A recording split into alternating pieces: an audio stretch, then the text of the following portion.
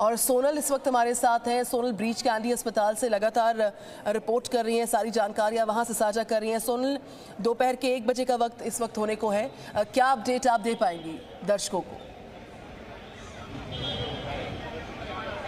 देखिए मैं आपको सबसे पहले बताना चाहूँगी कि जो ब्रीच कैंडी अस्पताल के जो बाहर है हलचल बढ़ गई है, पुलिस की तैनाती भी बढ़ गई है, लोगों का आना जाना लगातार हो रहा है। उद्धव ठाकरे जी की जो गाड़ी है वो कुछ देर पहले यहाँ पर पहुंची है, तो पूरी तैयारी चल रही है, पेपर वर्क चल रहा है और ऐसा माना जा रहा है कि कभी भी लता दीदी के जो पार्थिव शरीर को उनके घर के लिए रवाना किया जाएगा।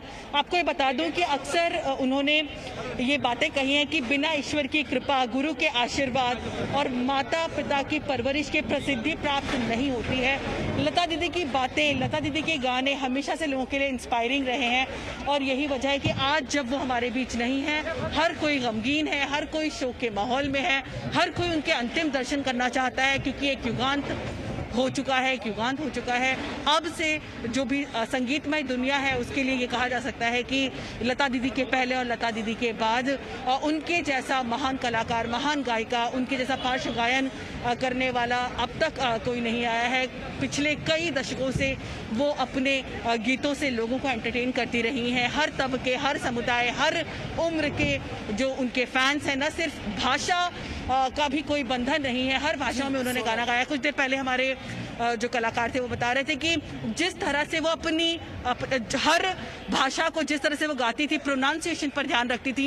मैं आपको बताना चाहूँगी कि जब दीनानाथ मंगेशकर अवार्ड्स की प्रेस कॉन्फ्रेंस हुई थी उस समय भी उनकी बातें इतनी सहज हैं। आप जब भी उनसे मिलते थे, हम कई बार सौभाग्य रहा है हमारा उनसे मिलने का, जब भी उनसे मिलते थे वो बहुत ही सहज रहती थी, इतना विनम्रतापूर्ण उनका व्यवहार रहता था जो कि सच में हमें इंस्पायर करता था कि इतनी बड़ी कलाकार, इतनी बड़ी जो गायिका हैं, भारत रत्न से सम्मानित है, जिन्हें पद्म विभूषण, पद्म भूषण, जिन्हें नेशनल अवार्ड्स मिल चुके हैं और आज़ादी के पहले से लेकर आज़ादी के बाद के इतने सारे दशकों में जो लगातार लोगों को अपने गीतों से, अपने चाहने वालों को एंटरटेन करती रही हैं।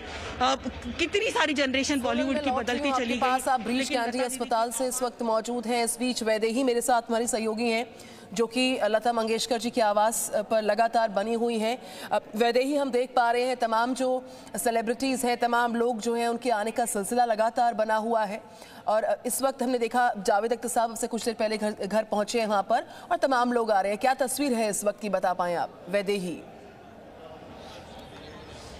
जी बिल्कुल, मैं आपको सीधी तस्वीर बता देती हूँ। मेरे पीछे अगर आप देखें कि यहाँ पर फिर लता दीदी का घर है जो पहली मंजिल पे घर है और यहाँ पर फिलहाल सारे सेलिब्रिटीज़ जो है वो यहाँ पर आए हैं। जावेद अख्तर आए हैं, आशुतोष गोवारी और अनुपम खेर आए हैं, शिवसेना सांसद अनिल देसाई भी ऊपर मौजूद है। तो काफ़ी लोग जो है वो यहाँ पर आते हुए नजर आ रहे हैं। हम देख रहे हैं कि उनके साथ कई सालों से उनके घर में काम करने वाले लोग जो है वो फिलहाल यहाँ पर घर पर मौजूद है और यहाँ लोग, उनके करीबी रिश्तेदार जो है वो भी यहाँ पर आते हुए नजर आ रहे हैं। तो कहीं ना कहीं फिलहाल यहाँ पर थोड़ी हलचल थोड़ी बढ़ गई है।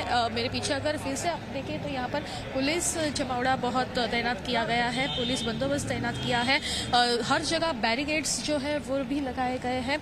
लता दीदी के घर के यहाँ पर जो एंट्रेंस है वहाँ पर अगर हम देखें तो वहाँ पर भी एक बैरिकेड लगाया गया है और वहां से किसी को आने जाने की परमिशन नहीं दी गई है। फिलहाल कुछ ही देर में यहां पर सीएम उद्धव ठाकरे भी आने वाले हैं। फिलहाल CM Uddhav Thackeray breach candy अस्पताल में है।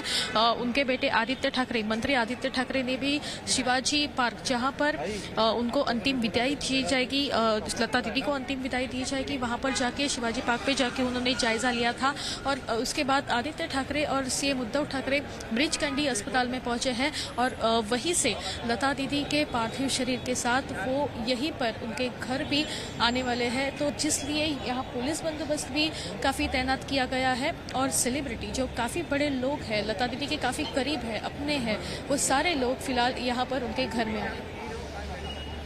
तो तमाम सेलिब्रिटीज़ वहाँ पर पहुँच रहे हैं। इस बीच शिवाजी पार्क में जो Presenting B News app available on Google Play and App Store. Download it now.